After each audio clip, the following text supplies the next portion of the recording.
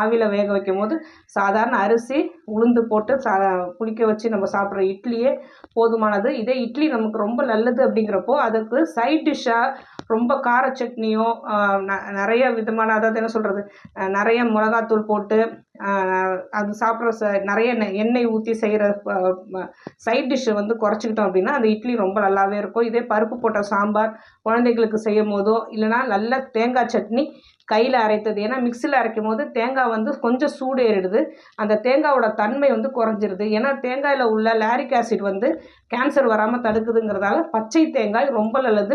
பச்சை தேங்காயை வந்து காய்ந்த மிளகாய் வைத்து சிறிது பொட்டுக்கடலை வைத்து அதை அம்மியில் அரைச்சி நம்ம சாப்பிடும் போது முழு சக்தியும் அந்த இட்லியோடு சேர்ந்து சாப்பிடும்போது நமக்கு கிடச்சிரும். இந்த மாதிரி சின்ன சின்ன விஷயங்கள் கவனம் எடுத்து செஞ்சுக்கிட்டே வந்தாலே இந்த பலகாரங்கிற விஷயம் கூட அந்த காலத்தில் அது ஜங்க் ஃபுட்ஸாக கூட பார்க்கப்பட்டிருக்கலாம் பலகாரங்கிறது. ஏன்னா 3